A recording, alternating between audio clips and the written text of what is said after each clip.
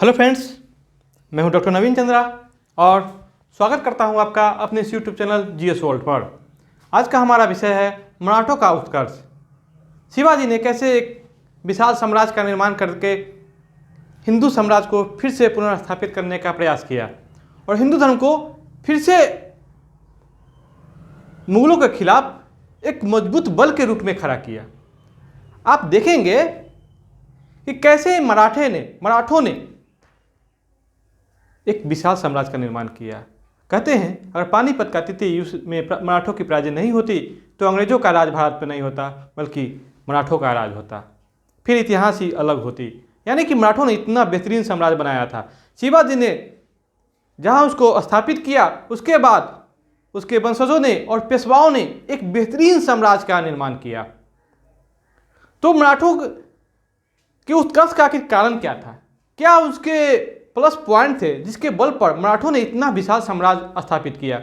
क्योंकि कोई भी चीज अगर बड़ा होता है तो उसके पीछे कोई ना कोई कारण होता है, कोई ना कोई उसके प्लस पॉइंट होते हैं जिसके बल पर वो आगे बढ़ता है।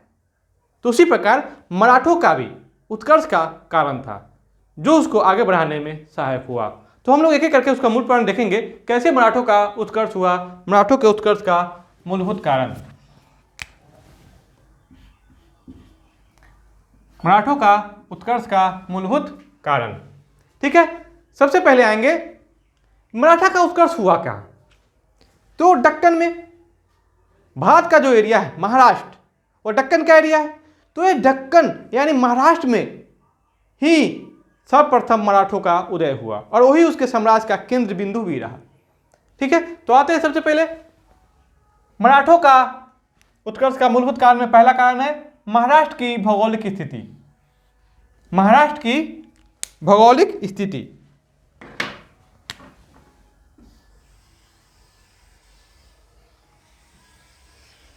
महाराष्ट्र की भौगोलिक स्थिति। भौगोलिक स्थिति में मैंने कुछ कारण बताए हैं, जैसे पहाड़, स्वस्थ एवं मजबूत व्यक्ति, नदी, जंगल, अनुपजाऊ भूमि, जुझारू व्यक्तित्व के धनी, मराठों की लड़ाकू प्रवृत्ति। आप देखेंगे कि जो महाराष्ट्र का एरिया है वो पर्वत एवं पठारों का एरिया है और पर्वत पठार पर रहने वाले लोग काफी जुझारू प्रवृत्ति के होते हैं और काफी सहनीय इनका जो शरीर का बल होता है वो होता है। यानी कि ये लोग हर समय अपने जीवन के लिए तत्पर रहते हैं लड़ने के लिए, क्योंकि यहाँ पर जो उपजा होती नहीं है, भोजन आसानी से मिलते नहीं है। यही कारण है कि भोजन के लिए भी, जीने के लिए भी आपको यहाँ पर संघर्ष करना पड़ता है और संघर्ष करने के क्रम में आपका शरीर मजबूत हो जाता है। तो मराठों के जो एरिया था तो पहाड़ एवं पहाड़ियों से, पठारों से ढका था, खेती नाम मात्र की ही होती थी। यही कारण है कि लोगों को हमेशा संघर्ष की प्रवृत्ति इन लोगों में रहती थी। यही कारण है संघर्ष करते करते इनका शरीर मजबूत होता चला गया और मजबूत होने के कारण यही मजबूतीकरण, शरीर का मजबूतीकरण ने मुगलों के खिलाफ काम आया। तो पहाड़, पर्वत, पहाड़, पठार।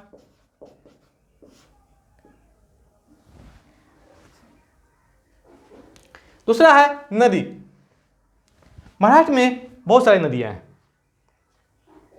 पठार वाला एरिया है तो भी नदियां है और नदियों के कारण ऐसा नहीं कि उपजाऊ भूमि है, उपजाऊ भूमि नहीं है, अनुपजाऊ ही भूमि है, जो अगला मुख्य पॉइंट भी है हम लोग का। तो नदियों के कारण भी क्षेत्र कटा छटा है। क्षेत्र क्या है? कटा छटा है। एक तो पर्वत के कारण है, दूसरा नदी के कारण है। क्षेत्र कटा छटा है, यही कारण है कि लोग में साहस बल तो होगा ही होगा। दूसरी ओर कोई भी बाहरी यहां जाने की हिम्मत नहीं करता था, क्योंकि देख रहे हैं अगला पॉइंट भी क्या है? जंगल है। पहाड़, नदी, जंगल, पहाड़, नदी, जंगल, तीनों जहां एक साथ हो वहां पर दुश्मन आने की हिम्मत करेगा? कदापि नहीं, क्योंकि मुगल भी वहां पर जाने से डरते थे। बात आ रही समझ में आप लोग को कि यहाँ पे जो जंगल है, नदी है और पहाड़ है, पठार है, यही कारण है कि मराठ की जो भौगोलिक स्थिति का जो मूलभूत पॉइंट है, जो कि आपको मराठाओं को आगे बढ़ाने में सहायक हुआ। अगला है अनुपजाऊ भूमि। अनुपजाऊ भूमि काफी, महाराष्ट्र का अधिकतर एरिया सूखा है, सब कुछ होते हुए भी महाराष्ट्र का अधिकतर एरिया सूखा है। अभी भी आप लोग बराबर समाचार में पढ़ते भी होंगे कि महाराष्ट्र में सूखा पड़ा, पानी की किल्लत है। जब भी IPL मैच होते हैं तो उसके लिए भी हल्ला होते हैं कि वहाँ पीने के लिए पानी नहीं है और यहाँ क्या किया जा रहा है, क्रिकेट पे पानी बहाया जा रहा है। तो आप समझ सकते हैं महाराष्ट्र क्या है, सूखा एरिया है। खेती कितनी होगी आपको पता ही है। तो यही कारण है कि लोग अपने भोजन की तलाश के लिए भी, भोजन की उपलब्धता के लिए भी संघर्ष करते हैं। और यही कारण है कि इनका जो व्यक्तित्व होगा वो जुझारू प्रवृत्ति का होगा। किस प्रवृत्ति का होगा? जुझारू प्रवृत्ति का होगा। ये लोग काफी जुझारू होंगे, किसी भी काम के लिए काफी हिम्मत लगाएंगे। धीरे धीरे क्या होगा, इनमें हिम्मत का संचार हो जाएगा, क्योंकि इनको हरदम उसी समस्या से जूझना रहता है। जंगल, पहाड़, पर्वत, नदी, अनुपजाऊ भूमि, ये सारी प्रकृति जो समस्याएं थी वहीं पर विद्वान थी। तो इन लोगों ने अपने आप को उस अनुरूप ढाल लिया और अपने शरीर को भी उसी अनुरूप बना लिया। अगला है स्वस्थ एवं मजबूत शरीर। स्वस्थ एवं मजबूत शरीर, इन सभी कारणों से उस एरिया में रहने वाले लोगों का शरीर क्या हो गया? स्वस्थ हो गया एवं मजबूत हो गया।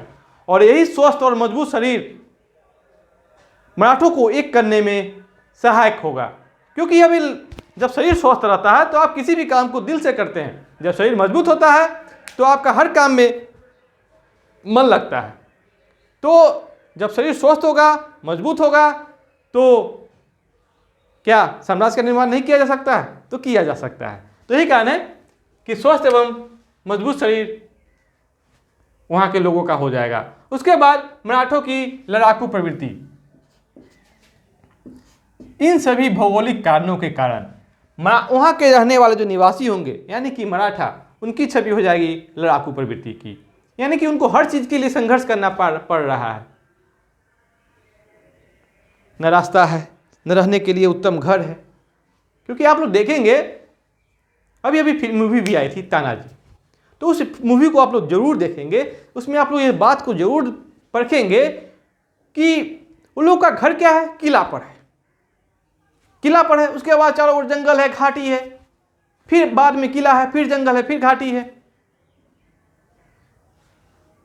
तो यही कारण है कि मराठों की जो प्रवृत्ति हो जाएगी वो लड़ाकू प्रवृत्ति हो जाएगी, क्योंकि इनको जो आर्थिक उपार्जन करना होगा या आपको दूसरे एरिया से लूट कर लाएंगे, जिसको हम लोग शिवाजी का जब इतिहास पढ़ेंगे तो उसमें चौथ कहते हैं, स्वदेशमुख कहते हैं। यानी कि ये अपने पड़ोसी राज्यों को लूटने से ही इनकी एक आमदनी होती थी, क्योंकि खेती तो होते नहीं थे, व्यापार भी उतने होते नहीं थे। यही कारण है कि लोग ज़्यादा से ज़्यादा अपने पड़ोसी एरिया को लूट कर ही अपनी आर्थिक आय को पूरा करते थे, जिसके इनकी प्रवृत्ति क्या हो गई? लड़ाकू प्रवृत्ति। क्योंकि जब भी इनको आमदनी की जरूरत पड़ती थी या अपने पड़ोसी राज्य को क्या कर लेते थे? लूट लिया करते थे। अगला मुख्य पॉइंट है छापामार युद्ध शैली। छापामार युद्ध शैली, जिसको गुरिल्ला युद्ध भी कहते हैं। तो मराठों की सबसे बड़ी जो प्रवृत्ति थी वह गुरिल्ला या छापामार युद्ध में निपुणता थी। क्या थी? निपुणता थी। मराठा जो थे वो आपको गुरिल्ला युद्ध में काफी निपुण थे, क्योंकि ये जो एरिया है, मराठों की संख्या भी काफी कम थी। ये मुगलों के या बीजापुर, गोलकुंडा के शासकों से प्रत्यक्ष रूप से लड़ाई करने में असमर्थ थे, क्योंकि इनके पास साजो सामान की भी कमी थी। यही कारण है कि लोग छापामार युद्ध में निपुण होंगे, और छापामार युद्ध में लड़ने की साहस आपको औरंगजेब भी नहीं कर पाएगा। तो बीजापुर गोलकुंडा की क्या चाहत? तो छापामार युद्ध की इसी निपुणता ने मराठाओं को एक साम्राज्य निर्माण करने की प्रेरणा दी। जब तक मराठाओं ने छापामार युद्ध को अपने मुख्य हथियार बनाए रखा, तब तक वह भारत में एक विशाल साम्राज्य के निर्माण के कगार पर खड़ा था। 1761 ईस्वी में जब पानीपत का तृतीय युद्ध हुआ तो उसमें भी छापामार युद्ध करने की ही बात की गई। लेकिन उस समय के जो पेशवा थे उसने इस बात को, नानाजी साहब, तो उन्होंने क्या किया, इसको बात को नहीं माना। उसने कहा कि हम डायरेक्ट फेस टू फेस युद्ध करेंगे, जो कि मराठाओं की सबसे बड़ी हार भी कही जाएगी। पानीपत का तृतीय युद्ध, अहमद शाह अब्दाली एवं मराठा के बीच में जब पानीपत का तृतीय युद्ध हुआ था। पानीपत का 3 युद्ध हुआ था, एक 1526 में जब बाबर ने इब्राहिम लोदी को पराजित किया था, दूसरा 1556 ईस्वी में जब अकबर ने हेमू को पराजित किया था, तीसरा जब अहमद शाह अब्दाली ने मराठाओं को 1761 ईस्वी में पराजित करने का काम किया था। तो जिस समय इस पेशवा कौन था, बालाजी बाजीराव, बाजीराव प्रथम का पुत्र था।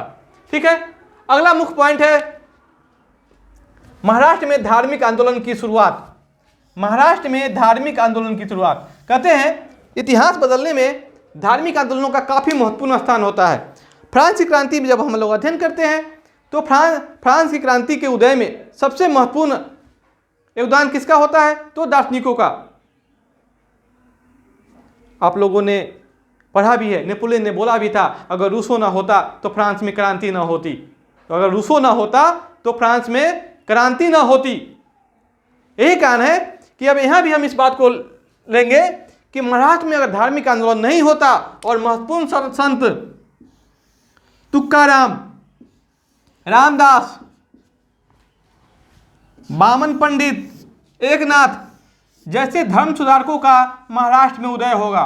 और ये जो धार्मिक संत होंगे, ये धर्म सुधारक होंगे, ये लोग जो करेंगे, यह पूरे मराठाओं को एकता सूत्र में, एक सूत्र में बांधने का काम करेंगे। यानी कि जो मराठा पहले मोती अलग था, मराठा आपस में क्या थे, बिखरे थे, उन लोगों ने अपने प्रवचनों से, अपने उपदेशों से इन लोगों को एक सूत्र में बांधने का काम किया। इन लोगों के दिल में देशभक्ति का संचार करवाया। देखेंगे किस कारण, कैसे, तो उपदेशों के माध्यम से। उपदेशों ने मराठाओं को एकता सूत्र में बांधने का काम किया और दिल में देशभक्ति की भावना जगाने का काम किया। देख रहे हैं ना बात, देशभक्ति, जब दिल में देशभक्ति जाग जाता है तो दिल कुछ भी करने को तत्पर रहता है। और इन्हीं संतों ने कैसे राष्ट्रीय एकता का संचार मराठाओं में कैसे हुआ, देशभक्ति का संचार कैसे हुआ, तो क्योंकि संतों ने मराठी भाषा में, किस भाषा में, मराठी भाषा में अपना उपदेश दिया।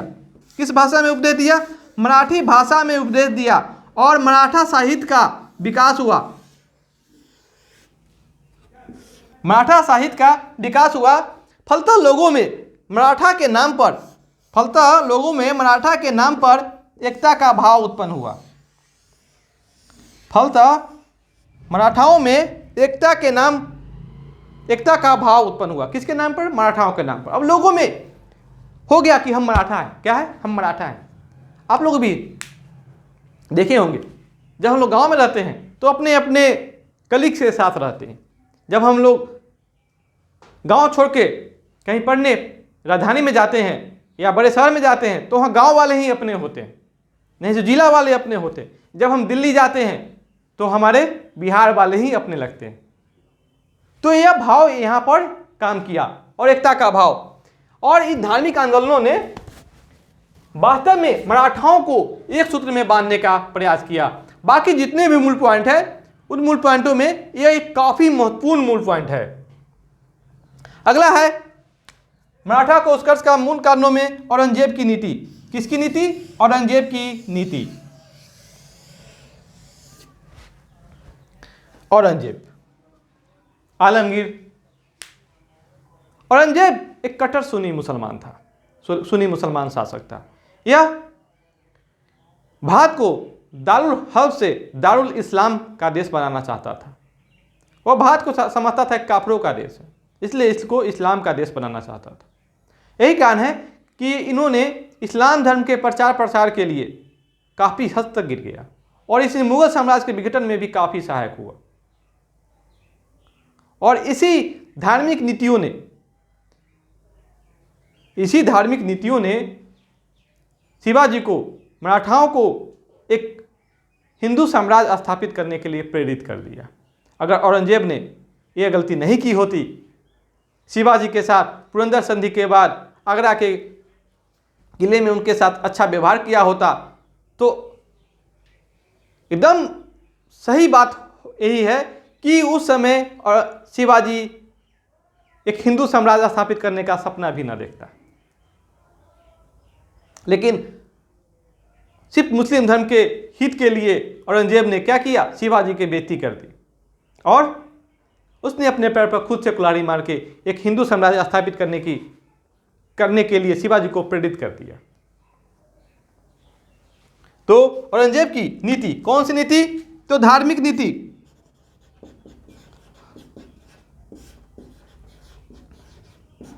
धार्मिक नीति।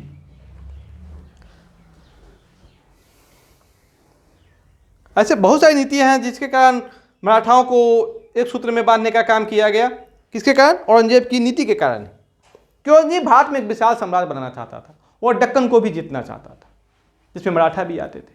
और उस मराठाओं को पराजित करने के लिए, बीजापुर गोलकोंडा को जीतने के लिए ही अपने जीवन के अंतिम 27 वर्ष औरंगजेब ने लगा दिए और अपना जीवन का अंतिम समय भी उन्होंने दक्षिण में ही बिताया। ये उत्तर भारत नहीं आ पाया, जिसके कारण मुगल साम्राज्य का क्या हो गया? विघटन हो गया, यानी पतन का कगार पर आ गया और बहुत सारे विद्रोह हो गए। तो औरंगजेब की नीति। अगला है मराठाओं का उत्कर्ष का कारण है मराठा के महत्वपूर्ण व्यक्ति। मराठा के महत्वपूर्ण व्यक्ति दक्षिण के सुल्तानों। दक्षिण में कुछ महत्वपूर्ण मुस्लिम राज थे, जैसे गोलकुंडा, बीदर, बीजापुर। तो दक्षिण के सुल्तानों के यहाँ मराठा जो थे सैनिक और असैनिक दोनों पदों पर, महत्वपूर्ण पदों पर आसीन थे। इन सुल्तानों के यहाँ मराठा जो थे सैनिक एवं असैनिक दोनों विभागों के महत्वपूर्ण पदों पर आसीन थे। आप कह सकते हैं कि इनके जो सुल्तान थे, इन मुस्लिम राज्यों के जो सुल्तान थे वो अयोग्य थे और पूरे के पूरे सैनिक और असैनिक प्रशासनिक भार ये मराठा सरदारों के ऊपर ही छोड़ा गया था, जिसके कारण ये मराठा सरदार शासन कला में निपुण हो गए। यही निपुणता इनको काम करेगी आगे, कि जो काम हम दूसरे के लिए कर रहे हैं वो काम खुद के लिए नहीं करेंगे। क्या हम शासन चला रहे हैं, किसके लिए? तो दूसरे के लिए। तो क्यों ना हम एक अलग राष्ट्र की स्थापना ही कर दे, अपने धर्म की स्थापना कर दे और हम दूसरे मुस्लिम शासक के यहाँ काम करें, हिंदू होकर भी, मराठा होकर भी। तो क्यों ना हम एक अपने हिंदू साम्राज्य की स्थापना करें और उसी की प्रशासनिक, सैनिक और असैनिक व्यवस्था का संचालन खुद से करें। यह भाव आपको लोगों में जगता है, आप में भी जगता है, हम में भी जगता है। जब आप किसी के यहाँ काम करते हैं तो आपको लगता नहीं है कि अच्छा कुछ दिन काम कर लेते हैं, सीख के हम खुद अपना काम करेंगे? तो यह भाव यहाँ काम नहीं करेगा। हम लोग के पास इतनी क्षमता है, इतनी योग्यता है, तो हम लोग इतना सोच लेते हैं। तो इन लोग के पास ये तो महत्वपूर्ण पदों पर ही आसीन थे, तो क्यों ये लोग का सोचना नहीं बनता है कि हम लोग भी एक अलग साम्राज्य की स्थापना करें जो अपना। तो इन महत्वपूर्ण पदों पर आसीन थे महत्वपूर्ण मराठा सरदार शाहजी भोसले। कौन? शाहजी भोसले। मुसर राव, मदन पंडित, राज राय जैसे मराठा सरदार। यह आपको इन दक्षिण के सुल्तानों के राज्यों में महत्वपूर्ण पदों पर आसीन थे। और इन लोगों की जो कार्यनीति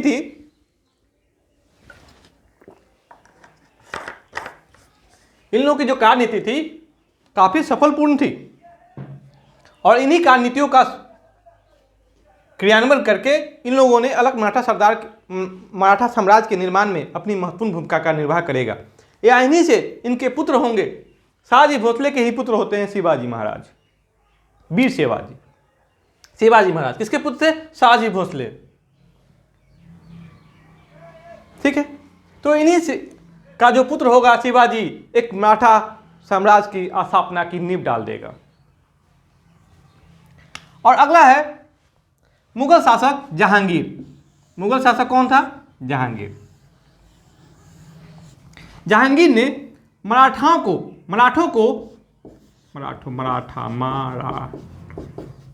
जहांगीर ने मराठाओं को अपनी सेना में शामिल किया था।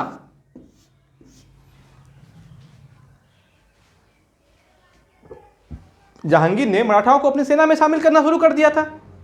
तो फिर मराठाओं को मुगल सैनिकों के साथ काम करके यह लगा कि हम भी वीर हैं, अगर मुगलों से दो हाथ करना पड़ा तो इसके लिए हम तैयार हैं। ठीक उसी प्रकार जब भारतीय सैनिक अंग्रेजी सैनिक के साथ युद्ध पर गए तो उससे आगे बढ़कर इन हिंदुस्तानी सैनिकों ने क्या किया? युद्ध किया। तो इन लोगों को लगा कि हम अंग्रेजों को हरा सकते हैं, तब ना आंदोलन शुरू हो गया। उसी प्रकार यहां पर मराठाओं को अब लगने लगा, जो मराठा सैनिक थे, कि हम भी मुगलों से कम नहीं है, और कमी है तो क्या? सिर्फ सुविधा की। इसीलिए लोग कौन सा युद्ध अपनाएगा? छापामार युद्ध। कौन सा युद्ध अपनाएगा? छापामार, गुरिल्ला युद्ध, छुप छुप के युद्ध करेगा। यानी कि यह आपको फेस टू फेस नहीं लड़ेगा छिप जाएगा, जब आप शांत रहेंगे तो पीछे से वार करेगा। यह है गुरिल्ला युद्ध, छापामार युद्ध। जब आप नजर गड़ा के बैठेंगे कि अब आएगा तो नहीं आएगा, जब आप शांत हो जाएंगे कि अब नहीं आएगा, निश्चिंत हो जाएंगे तो आएगा।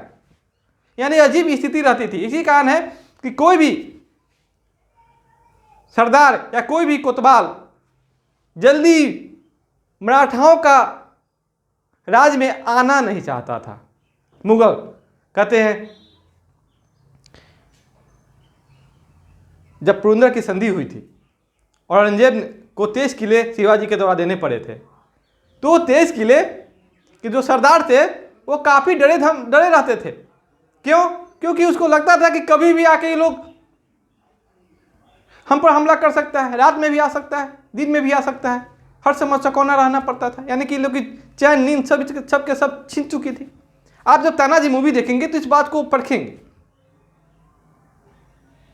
तो आप लोग जरूर देखेंगे और तब आपको इस सारे पॉइंटों को आपको उस समय पूर्वाभास करेंगे कि हाँ, वास्तव में यह सही है।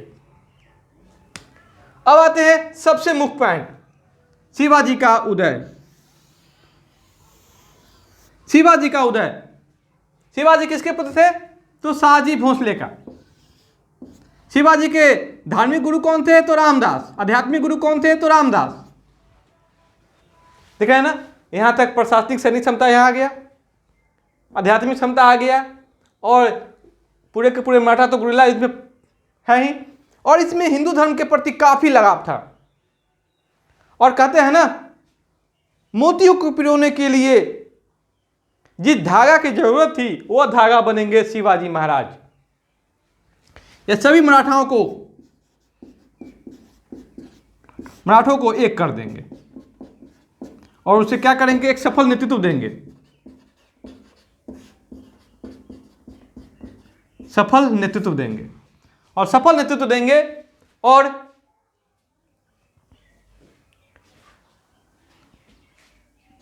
1674 ईस्वी में राजा की उपाधि लेकर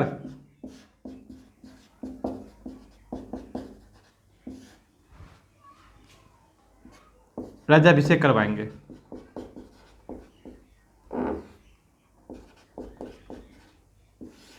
और हिंदू धार्मिक रीति रिवाज से, यानी कि मुगलों के एंगेस्ट में, यानी कि देख रहे हैं ऊपर भी मुगल साम्राज्य है, नीचे भी मुस्लिम साम्राज्य है, तो इन सब के बीच में शिवाजी ने एक हिंदू साम्राज्य की स्थापना की, हिंदू राज की स्थापना की।